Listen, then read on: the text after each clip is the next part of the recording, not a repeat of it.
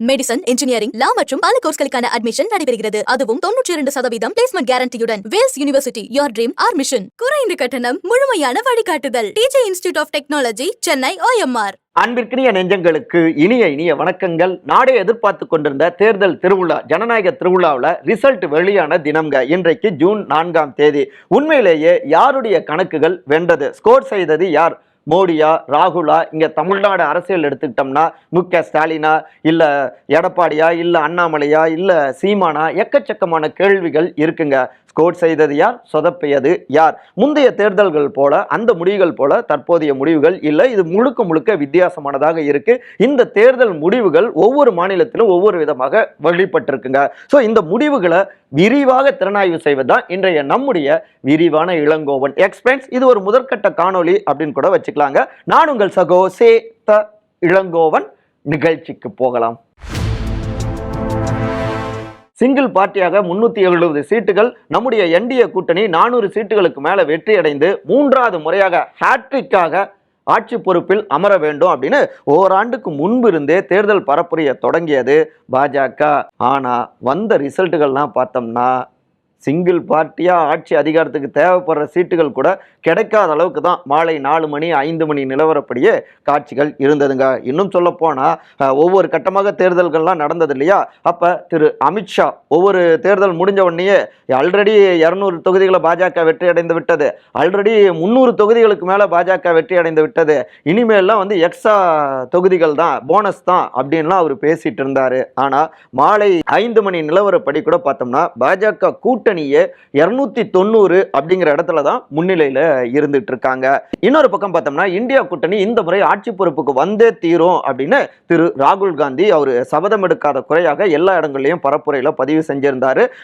நாடு முழுக்கவே 4 பக்கமும் தன்னுடைய யாத்திரையை அவர் வந்துட்டு செய்திருந்தார். அவருக்கு சப்போர்ட்டாக பார்த்தோம்னா இங்க தமிழ்நாடு முதலமைச்சரான திரு முக ஸ்டாலின், அங்க பார்த்தோம்னா ஊபியில முன்னாள் முதலமைச்சரான திரு அகிலேஷ் யாதவ், இன்னொரு பக்கம் கொஞ்சம் இடதுசாரிகள், அதுக்கப்புறம் பார்த்தோம்னா ஆம் ஆத்மி டெல்லியுடைய முதலமைச்சர் திரு அரவிந்த் கெஜ்ரிவால், இப்படி பலருமே சப்போர்ட் பண்ணாங்க. ஆனாலும் கூட முழுமையாக ஆட்சி பொறுப்புக்கு கிடைக்கக்கூடிய அந்த மெஜாரிட்டி இந்தியா கூட்டணிக்கு மாலை நேர நிலவரப்படி அவங்களுக்கும் கிடைக்கல. இதை ஒட்டி தான் இது சமீப காலத்தில் நாம பார்த்த ஒரு வித்தியாசமான தேர்தல் முடிவுகளா இருந்துட்டு இருக்கு அப்படின்னு நம்ம இதை தெரிவிக்கிறோம். சரி, இந்த இடத்துல ஸ்கோர் செய்தது யார்? சொதப்பியது யார்? இந்த தேர்தல் முடிவுகளில் பார்த்தோம்னா எதிர்பாராத ஒரு திருப்பமே என்ன அப்படின்னா உத்தரப்பிரதேசம் மாநிலம். அந்த மாநிலத்தில் மாலை நேர நிலவரப்படியே பார்த்தோம்னா பாஜக பின்தங்கி இருக்காங்க. கிட்டத்தட்ட சமாஜ்வாடி காங்கிரஸ் கூட்டணி இருக்கு இல்லைங்களா, திரு அகிலேஷ் யாதவ், திரு ராகுல் காந்தி, இவங்களுடைய கூட்டணி 40 இடங்களுக்கு மேல, மொத்தம் 80 இடங்கள், கிட்டத்தட்ட 43 இடங்கள்ல முன்னிலை அப்படின்லாம் தகவல்கள் வந்தது. அங்க நம்ம காலையில இருந்தே நம்மளுடைய விகடன் நேரலை பார்த்தோம்னா பல்வேறு அரசியல் ஆளுமைகள்லாம் பல்வேறு கட்சியில இருந்து வந்து தங்களுடைய கருத்துக்களை பதிவு செஞ்சிட்டு இருக்காங்க. அதுல நான் பேசினப்ப நேரலை எடுத்த திரு பொன் கிருஷ்ணமூர்த்தி, காங்கிரஸ் கட்சி சார்ந்தவர், துணைத் தலைவர், அவர் குறிப்பிட்டு சொன்னாரு, அங்க முதலமைச்சர் திரு யோகி ஆதித்யநாத் அவருக்கும் திரு நரேந்திர மோடி பிரதமர், அவங்க 2 பேருக்கு இடையில சில மனக்கசப்புகள் ஓடிக்கொண்டிருக்கு, உள்ளடி அரசியல் செஞ்சிட்டாரு மோடி அப்படின்னு அவர் பதிவு செஞ்சிருந்தாரு. ஏன் அப்படின்னா உத்தரப்பிரதேசத்துல ராமர் கோயிலுக்கு பாபர் பூட்டு போடப்படும், ராமர் கோயிலை இவங்க இடிச்சிருவாங்க காங்கிரஸ் அப்படின்னா அங்க பரப்புரையில முன் வச்சிருந்தாரு மோடி. புல்டோசரை எப்படி பயன்படுத்தணும் அப்படிங்கிறத யோகி ஆதித்யநாத் கிட்ட கேட்டு தெரிஞ்சுக்கோங்க அப்படின்லாம் பேசியிருந்தாரு. இது அங்க இருக்கக்கூடிய ஏனைய மக்கள் கிட்ட, நடுநிலையான வாக்காளர்கள் கிட்ட ஒரு எதிர்நிலையை உருவாக்கி இருக்கு அப்படின்னும் குறிப்பிட்டு பேசுறாங்க. ஸோ நெகட்டிவான வாக்குகளாகவும் அது மாறி இருக்கு. இன்னும் சொல்ல போனா குழந்தை ராமர் அப்படின்னு ரொம்ப உணர்வுபூர்வமாக பரப்புரையை முன் வச்சிருந்தாரு மோடி. அந்த அயோத்தியிலேயே பார்த்தோம்னா மாலை நேர நிலவரப்படியே பாஜக அங்க பின்னடைவை தான் சந்திச்சிருக்கு. இது எல்லாவற்றுக்கும் ஊபியில என்ன காரணங்கள் சொல்றாங்கன்னா, ஊபி முக்கியமா பார்த்தோம்னா அங்க விவசாயிகளுடைய போராட்டம், விலைவாசி ஏற்றம், அதுக்கப்புறம் தொடர்ந்து ஒரே விஷயத்த இந்துத்துவ அரசியலையே தொடர்ந்து வந்து பதிவு செய்து கொண்டே இருப்பது, இன்னொருத்தரை எதிரியாக காட்டிக்கொண்டே இருந்தது பெரிதாக எடுபடலை அப்படின்னும் அங்க வந்துட்டு தெரிவிக்கிறாங்க. அதே தான் பார்த்தோம்னா மகாராஷ்டிராவில் இங்க காங்கிரஸ் சிவசேனா கட்சி உடைக்கப்பட்டது. இதுல பார்த்தோம்னா திரு உத்தவ் தாக்கரே அவருக்கு வந்துட்டு கடுமையான கோபம், அதனால பாஜகவை தோல்வியடைய செய்தே தீரணும் அப்படின்னு நினைச்சிட்டு இருந்தாரு. இன்னொரு பக்கம் பார்த்தோம்னா திரு ஏக்நாத் ஷிண்டே அவங்களுக்கும் பாஜகவுக்கும் தொடக்கத்திலிருந்தே கூட்டணி தொகுதி உடன்பாடுல சில பல இழுபறிகள் இருந்தது. அதே போல திரு சரத்பாபு பவார் அவர் மேல வந்துட்டு ஒரு அனுதாபமும் மக்கள் கிட்ட ஏற்பட்டது. இது எல்லாமே இந்த தேர்தல் முடிவுகள் முன்னிலை நிலவரத்திலையும் வெளிப்பட்டது. இங்க மகாராஷ்டிராவிலையும் பாஜக ரொம்பவே பின்னடைவை சந்திச்சிருக்கு. இந்த மாதிரியாக ஒரு கட்சியை வந்துட்டு புலவுபடுத்துவது, அதிலிருந்து பலன் பெறுவது அப்படிங்கிற விஷயத்தையும் அங்க பெருசா மக்கள் ஏற்றுக்கொள்ளவில்லை. இங்க உத்தரப்பிரதேசம் எடுத்துக்கிட்டோம்னா மறுபடியும் அங்க போவோம். அங்க காங்கிரஸ் கட்சியை பொறுத்த வரைக்கும் இந்த முறை நிறைய அளவுல விட்டு கொடுத்தாங்க. தொடக்கத்துல திரு அகிலேஷ் யாதவ் அவங்களுக்கும் காங்கிரஸ்க்கும் இடையில சில முணுமுணுப்புகள், மனஸ்தாபங்கள் இருந்தது மகாராஷ்டிரா தேர்தலை, சட்டமன்ற தேர்தலை ஒட்டி. ஆனாலும் இங்க நிறைய விஷயங்கள் இருதரப்பு பேசி அவங்க விட்டு கொடுத்தாங்க. இது முக்கியமான ஒன்று. இரண்டாவதாக 17 தொகுதிகள், குறைந்த தொகுதிகளை காங்கிரஸ் பெறுவதற்கு சம்மதம் தெரிவித்தாங்க. அதிக அளவில் அகிலேஷ் யாதவுடைய பார்ட்டி போட்டியிடவும் சம்மதம் தெரிவிச்சிருந்தாங்க. மூன்றாவதாக திருமதி பிரியங்கா காந்தி அவங்களுடைய நுட்பமான அந்த பரப்புரைகள், எல்லா பக்கமும் அவங்க பயணிச்சது, மக்களுடைய பிரச்சனைகளை எடுத்து பேசியது, பாஜக வைக்கக்கூடிய மதவாத அரசியலுக்கு நேர் எதிராக மதசார்பற்ற இந்தியா தான் நம்முடைய அடையாளம் அப்படின்னு சரியான கவுண்டர் கொடுத்தது. இது எல்லாமே ஊபியில காங்கிரஸ் இந்தியா கூட்டணிக்கு சாதகமான முன்னிலை நிலவரங்களை கொடுத்திருக்கு அப்படிங்கிறாங்க கூர்ந்து கவனித்துக் கொண்டிருக்கிற தேசிய அளவில் இருக்கக்கூடிய அரசியல் விமர்சகர்கள். பீகார்ல அப்படியே மாறி இருக்கு. திரு நிதிஷ்குமார் முதலமைச்சர் அவங்களுடைய பார்ட்டி பாஜக கூட்டணியோட இருக்காங்க. அவங்க அதிக அளவுல முன்னிலையை அடைஞ்சிருக்காங்க. இன்னொரு பக்கம் முன்னாள் துணை முதலமைச்சரான திரு தேஜஸ்வி யாதவ் அவர் இங்க இந்தியா கூட்டணியில இருக்காரு. அவங்க பெரிய அளவுல அங்க வெற்றிகளை பெறவில்லை, முன்னிலை கிடையாது. இங்க கர்நாடகம் எடுத்துக்கிட்டாலும் கர்நாடகாவில் ஆளும் கட்சி காங்கிரஸ் சட்டமன்ற தேர்தலில் இப்பதான் வெற்றி அடைஞ்சாங்க. ஆனா அங்க 20 தொகுதிகளுக்கு மேல பாஜக கூட்டணி அவங்க முன்னிலையிலையும் இருக்காங்க மாலை நேர நிலவரப்படி. இங்க பார்த்தோம்னா போன முறை சவுத் இந்தியாவிலேயே பார்த்தோம்னா 136 தொகுதிகளில் சுமார் 20+ மட்டும்தான் பாஜக வெற்றி அடைஞ்சது. அதுல அதிக அளவில் கர்நாடக மாநிலத்தில் தான் வெற்றி பெற்றாங்க. அதே போலதான் இந்த தேர்தலையும் நடப்பு தேர்தலையும் கர்நாடகாவில் கூடுதல் சீட்டுகளை பாஜக முன்னிலை பெற்று இருக்கு. முக்கியமா அங்க காங்கிரஸ் கட்சி மீது ஒரு அதிருப்தி இருக்கு. அப்புறம் பொதுவாகவே அங்க சட்டமன்றத்தில் ஒரு கட்சி ஜெயிக்குதுன்னா அடுத்த நாடாளுமன்றத்தில் மாற்று போட்டி கட்சி வெற்றி பெறும். அப்படியான ஒரு நடைமுறையும் அங்க இருந்துட்டு இருக்கு. ஸோ மக்கள் கிட்ட காங்கிரஸ் உடைய ஆட்சி நம்பிக்கையை பெறல. இன்னொரு பக்கம் பாஜக தீவிரமாக மாநில காங்கிரஸ் ஆட்சிக்கு எதிராக அங்க பரப்புரைகளை முன் வச்சாங்க. இவை எல்லாமே அங்க பாஜகவுக்கு கொஞ்சம் ஒர்க் அவுட் ஆகியிருக்கு. முதல் முறையாக பார்த்தோம்னா கேரளாவில் கால் பதித்திருக்கு பாஜக. நடிகர் திரு சுரேஷ் கோபி அவரு அங்க திருச்சூர் கேரளாவில் வெற்றி அடைந்திருக்கிறார். அங்க பார்த்தோம்னா இந்தியா கூட்டணிக்குள்ளாரே சில பல முரண்பாடுகள், மற்ற மாநிலங்களில் கூட்டணியில் இருக்கும். ஆனால் கேரளாவோட பார்த்தோம்னா நாங்கள் எதிரெதிராக போட்டி போடுவோம். இடதுசாரிகள் சிபிஎம் ஆகட்டும், சிபிஐ ஆகட்டும், இந்த பக்கம் காங்கிரஸ் ஆகட்டும், இந்த உள் முரண்கள் அங்கே இயல்பாகவே அறிவுபூர்வமான கல்வி அறிவு நிறைந்த மாநிலம் அப்படின்லாம் சொல்லப்படுது இல்லையா? ஸோ அந்த மக்கள் கிட்ட இந்தியா கூட்டணியுடைய இந்த நகர்வுகள் பெரிதாக எடுபடலை அப்படின்னு சொல்லலாம். அதனாலையும் பாஜக அங்க தன்னுடைய கணக்கை தொடங்கி இருக்கு. இங்க நம்முடைய தமிழ்நாடு அப்படியே இங்க பக்கத்து மாநிலத்துக்கு வருவோம். இங்க பாஜகவை பொறுத்த வரைக்கும் தமிழ்நாடு தலைவரான திரு அண்ணாமலை தேர்தலுக்கு முன்பு வரை நாங்க 10 தொகுதிகளை வெற்றி பெறுவோம், அதிக அளவுல வெற்றிகளை பெறுவோம் அப்படின்லாம் தொடர்ந்து சொல்லிட்டு இருந்தாரு. இங்க உண்மையிலேயே போட்டி திமுகவுக்கும் பாஜகவுக்கும் இடையில தான் அப்படின்னு அவரு சொல்லிட்டு இருந்தாரு. ஆனா முன்னிலை நிலவரம் பார்த்தோம்னா மதியம் 3-4 மணி வரை பார்த்தோம்னா ஒரு தொகுதியில மட்டும் இங்க பாஜக கூட்டணி, அது பாஜகவுக்குன்னு சொல்ல முடியாது, பாமக கூடுதல் முன்னிலையை பெற்று கொண்டிருந்தாங்க. தருமபுரியில் களமாடிய திருமதி சௌமியா அன்புமணி ராமதாஸ் கிட்டத்தட்ட ஒரு 14,000 வாக்குகள் வித்தியாசத்தில் முன்னிலையை வகிச்சாங்க. ஆனால் மாலை நேரத்துக்கு பின்னாடி 3 மணிக்கு பின்னாடியே பார்த்தோம்னா முன்ன பின்ன மாறி மாறி வந்தது. திமுக லீடிங் அப்படின்னும் அங்கே நிலைமை மாறினது. திரு மணி லீடிங் அப்படின்னு சொல்லிட்டு இங்க அண்ணாமலை அவருடைய கணக்குகள் வெற்றி பெறவில்லை, மண்ணை கவ்வி இருக்கிறது அண்ணாமலை அவர்களுடைய டீம். அதே நேரத்தில் இதெல்லாம் தெரிந்துதானோ என்னவோ தேர்தல் முடிவுகள் வெளியாகிறதுக்கு 2 தினங்களுக்கு முன்னாடி அவங்களுடைய மாவட்ட நிர்வாகிகள் கூட்டம் கூட்டினப்ப கூட நமக்கு தொகுதிகள் முக்கியம் கிடையாது, வாக்குகள் தான் முக்கியம், அதிக அளவுல வாக்குகளை பெறணும் அப்படின்னு அவர் சொல்லியிருந்தாரு. ஒருவேளை ரிசல்ட் இப்படிலாம் வரும்னு தெரிஞ்சிருக்குமோ என்னவோ. இங்க பார்த்தோம்னா அதே நேரத்தில் ஒரு கிட்டத்தட்ட 6 தொகுதிகளுக்கு மேல 2வது இடத்தையும் பாஜக பெற்று இருக்கு. அதையும் மறுப்பதற்கு இல்லை. இன்னும் சொல்ல போனா அதிமுகவை பின்னுக்கு தள்ளி இருக்கு பாஜக. இங்க தமிழ்நாட்டில் ஒரு உதாரணம் சொல்லணும்னா தென் சென்னை தொகுதியில் களமாடிய திருமதி தமிழிசை சவுந்தரராஜன் அவங்க 2வது இடத்துல அவங்க பயணத்தை தொடர்றாங்க. அங்க திமுக சார்பாக திருமதி தமிழச்சி தங்கப்பாண்டியன் நல்ல லீடிங்ல அங்க முன்னணியை வகிக்கிறாங்க. அப்புறம் திருநெல்வேலி தொகுதி எடுத்துக்கிட்டோம்னா அங்கே காங்கிரஸ் கட்சியுடைய வேட்பாளர் திரு ராபர்ட் புரூஸ், அவர் வந்து நல்ல லீடிங்கில் காங்கிரஸ் வேட்பாளர் அங்கே இருக்காரு. அதே நேரத்தில் 2ஆம் இடத்துல அங்கே திரு நயினார் நாகேந்திரன் பாஜக நல்ல டஃப் ஃபைட் கொடுத்துட்டு இருக்காங்க. அப்புறம் கன்னியாகுமரி தொகுதி எடுத்துக்கிட்டாலும் திரு பொன் ராதாகிருஷ்ணன் முன்னாள் மத்திய அமைச்சர், அவரு 2ஆம் இடத்துல அவர் பயணிக்கிறாரு. முதலிடம் பார்த்தோம்னா திரு வசந்த், அவரு காங்கிரஸ் கட்சி வந்து லீடிங்ல போயிட்டு இருக்கு. இந்த கன்னியாகுமரி தொகுதியில அதிமுக இந்த முறை களமாடினாங்க. பெரிதும் எதிர்பார்க்கப்பட்ட திரு பஸ்லியான் நஸ்ரத், அவரு 4வது இடத்துக்கு தள்ளப்பட்டிருக்காரு. அந்த விஷயத்தையும் கவனத்தில் எடுத்துக்கணும். அதே போல பல இடங்கள்லையும் அதிமுக 3ஆம் இடத்துக்கு இங்க தமிழ்நாட்டில் தள்ளப்பட்டிருக்கு.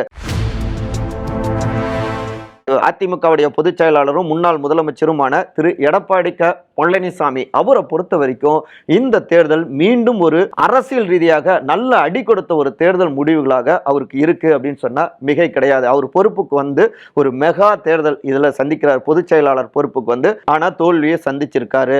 ஒரு 3 தொகுதிகளில் மட்டும் மாலை நேரம் வரை வந்து 3 மணி அளவு வரைக்கும் வந்து லீடிங்ல போனாங்க. கள்ளக்குறிச்சி தொகுதி திரு குமரகுரு, அதிமுக நல்ல லீடிங்ல ஃபர்ஸ்ட்ல இருந்துட்டு இருந்தாங்க. ஆனா அதுவும் காட்சி மாறினது 3 மணிக்கு பிறகு. இன்னொரு பக்கம் பார்த்தோம்னா நாமக்கல் தொகுதியிலையும் அங்க திமுக கூட்டணி கட்சி களமாடியது. அங்கேயும் அதிமுக முன்னிலை வகிச்சாங்க. பிற்பாடு அவங்கள பின்னுக்கு தள்ளி விட்டது திமுக. அப்புறம் விருதுநகர் தொகுதியில் பார்த்தோம்னா திரு விஜய் பிரபாகரன், மறைந்த கேப்டன் திரு விஜயகாந்த் அவருடைய வாரிசு, அவரு அங்கே நல்ல லீடிங்கில் போனார். சிட்டிங் எம்பியாக இருந்த திரு மாணிக் தாகூர் காங்கிரஸ் கட்சி, அவரை பின்னுக்கு தள்ளிட்டு இருந்தார். ஆனால் மாலை நேரத்துக்கு பிறகு காட்சிகள் மாறியது. அங்கேயும் மறுபடியும் காங்கிரஸ் லீடிங்க்கு போனது. இன்னொரு பக்கம் பார்த்தோம்னா பாஜக வேட்பாளரான திருமதி ராதிகா சரத்குமார், அவங்க வந்து 3வது இடத்துல இருக்காங்க. அங்கேயும் பார்த்தோம்னா அதிமுக உடைய கூட்டணி தான் அங்கே வந்து நல்ல லீடிங்கில் போனாங்க. ஸோ எடப்பாடி அவருடைய கணக்குகளும் இந்த முறை எடுபடலை. நல்ல வலிமையான கேண்டிடேட்ஸை அவர் வந்துட்டு கொண்டு வரல. பரிச்சயமான முகங்களை அவர் இந்த தேர்தலில் கொண்டு வரல. 2வதாக பல இடங்கள்லையும் மாஜிக்கள் ஒத்துழைப்பு கொடுக்கவே இல்லை. உதாரணமாக சொன்னோம்னா மதுரையில் கூட பாஜக 2வது இடத்துல இருக்காங்க. அங்கே பார்த்தோம்னா முன்னாள் அமைச்சர்களான திரு செல்லூர் ராஜ் இருக்காரு, திரு RB உதயகுமார் இருக்காரு, முன்னாள் MP திரு ராஜ் சத்யன், இப்படி எக்கச்சக்கமான ஆட்கள் அங்கே வந்துட்டு இருக்காங்க. ஆனாலும் அங்கே அதிமுக 3வது இடத்தை நோக்கி போயிட்டு இருந்தது மாலை நேரத்தில். இங்கே கோவை எடுத்துக்கிட்டோம்னா முன்னாள் அமைச்சரான திரு SP வேலுமணியின் கோட்டை, அதிமுகவின் கோட்டை அப்படிங்கிறாங்க. ஆனால் அங்கே திரு அண்ணாமலை வந்துட்டு திரு கணபதி ராஜ்குமார் திமுகவுடைய வேட்பாளருக்கு டஃப் ஃபைட் கொடுத்துட்டு இருந்தாரு. பாஜக அங்கே 2வது இடத்துக்கு பயணிச்சிருக்கு. முதல் இடத்துல திமுக இருக்கு. அதற்கப்புறம் தன்னுடைய எதிரிகள் அப்படின்னு வர்ணிக்கப்படுகின்ற முன்னாள் முதலமைச்சரான திரு O பன்னீர்செல்வம், அவர் ராமநாதபுரம் தொகுதியில் களமாடினார். அவர் முன்னிலை பெறவில்லை, உண்மைதான். ஆனால் அதிமுக விட கூடுதல் வாக்குகளை அவர் பெற்று 2வது இடத்தை தொடர்ந்துகிட்டு இருந்தார். அதே போல் தேனியில் களமாடிய திரு TTV தினகரன் அமமுக, அவரும் 2ஆம் இடம்தான். ஆனால் 3வது இடத்துக்கு அதிமுகவையும் அவர் தள்ளிவிட்டார். தன்னுடைய பிரதானமான எதிரிகளிடமும் தோல்வியை சந்திச்சிருக்காரு எடப்பாடி. தன்னை சுய விமர்சனம் செய்து கொண்டு அடுத்த கட்டத்தை ஒட்டி தீர ஆலோசனை செய்து சரியான ஸ்டெப்ஸுகளை எடுத்து வைக்கலைனா எதிர்காலம், அரசியல் எதிர்காலம் கடினமானதாக இருக்கும் அப்படின்னு வர்ணிக்கிறாங்க கூர்ந்து கவனித்து கொண்டிருக்கிற அரசியல் விமர்சகர்கள்.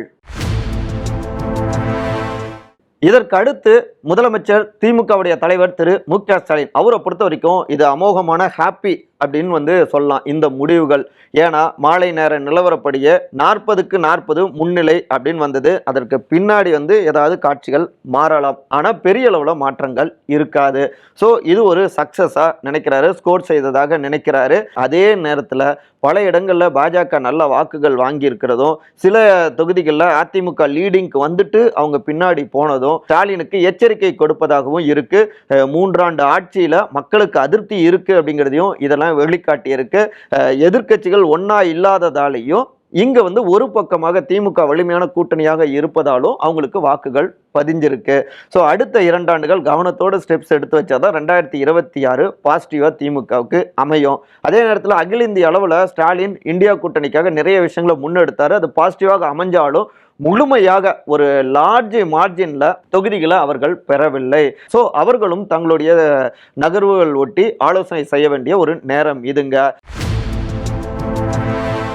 இந்த இடத்துல மற்றொரு முக்கியமான விஷயம், சிங்கிள் லார்ஜஸ்ட் பார்ட்டியாக வராததால பாஜக திரு அமித்ஷா தங்களுடைய கூட்டணி கட்சியினருக்கு உடனடியாக தொலைபேசி வாயிலாக அவர் பேசிட்டு இருக்காரு.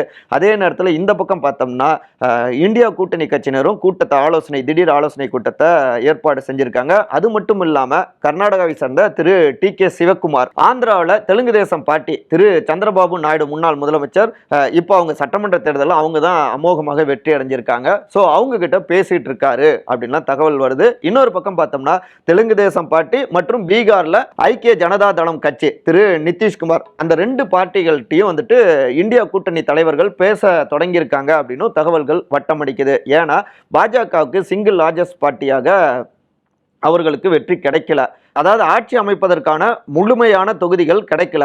இந்த 2 கட்சிகளையும் சேர்த்தா கிட்டத்தட்ட 30 இடங்கள் வருது. இந்த 2 கட்சியுமே பாஜக கூட்டணியில் தான் இருக்காங்க அப்படின்னாலும் கூட எப்படி வேண்டுமானாலும் நிலைமை மாறலாம். முந்தைய வரலாறுகள் அப்படி. ஸோ அவர்களை தங்கள் பக்கம் கொண்டு வருவதற்கான முயற்சிகளையும் இந்தியா கூட்டணி சத்தமில்லாமல் தொடங்கியிருக்காங்க அப்படின்னும் தகவல்கள் வட்டம் அடிக்குதுங்க.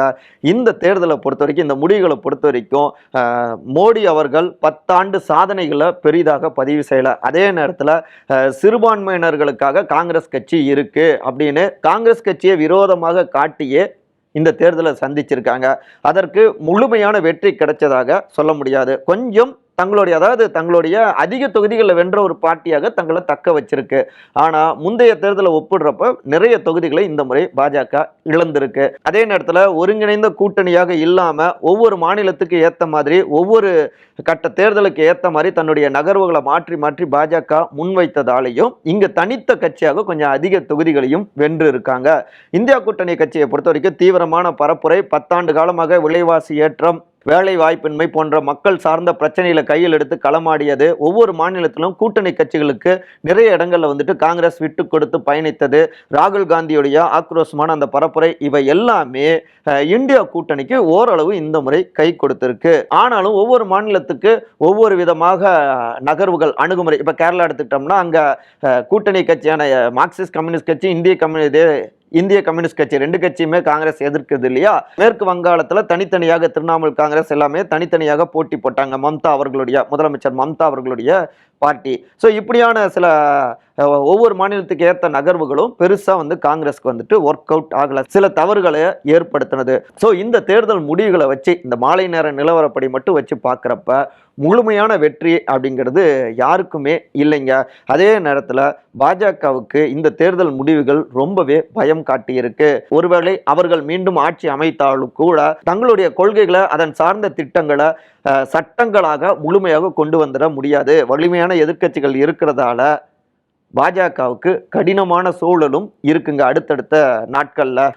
இந்த ஆட்சியில பார்த்தோம்னா வலிமையான எதிர்க்கட்சியும் இருந்தா மட்டும்தான் தவறுகளை அவங்க தட்டி கேட்க முடியும். ஸோ ஈக்குவலா இருக்கணும் அப்படின்னு இந்த தேர்தலில் தங்களுடைய வாக்குகளை மக்கள் பதிவு செஞ்சிருக்காங்க. ஸோ இந்த தேர்தலில் வென்றது மக்கள் அப்படின்னு நம்ம புரிஞ்சுக்கலாங்க.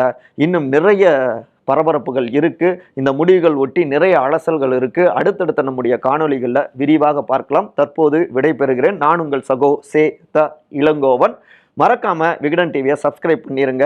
உங்களுடைய கருத்துக்களையும் உங்களுடைய பார்வைகளையும் நம்முடைய கருத்துரை பகுதியில் தவறாம பதிவு செய்யுங்க. அனைவரும் அன்பால் ஒருங்கிணைந்திருப்போம். நன்றி, வணக்கம். மெடிசன், இன்ஜினியரிங், லா மற்றும் பல கோர்ஸ்களுக்கான அட்மிஷன் நடைபெறுகிறது. அதுவும் 92% பிளேஸ்மெண்ட் கேரண்டியுடன். Vels university, your dream our mission. மாணவர்களின் கனவே எங்கள் லட்சியம். குறைந்த கட்டணம், முழுமையான வழிகாட்டுதல். DJ institute of technology, Chennai, OMR. தற்போது இன்ஜினியரிங், ஆர்ட்ஸ், சயின்ஸ் மற்றும் பிசினஸ் கோர்ஸ்களுக்கான அட்மிஷன்ஸ் நடைபெற்றுக் கொண்டிருக்கிறது. விகடன் வெல்கம் பேக் இப்ப வெறும் 29 ரூபாயில். ஜூனியர் விகடன், ஆனந்த விகடன், நாணயம் விகடன் உள்ளிட்ட 8 டிஜிட்டல் இதழ்கள். வேல்பாரி, நீரதிகாரம், அணிலாடம் 3 உள்ளிட்ட கிளாசிக் தொடர்கள். சுஜாதா, S. ராமகிருஷ்ணன், அசோகமித்ரன் உள்ளிட்ட நட்சத்திர எழுத்தாளர்களின் சிறுகதைகள் என 29 ரூபாயில் 3 மாதங்களுக்கு விகடனை அன்லிமிட்டடாக படிக்க இப்போதே சப்ஸ்கிரைப் செய்திடுங்கள்.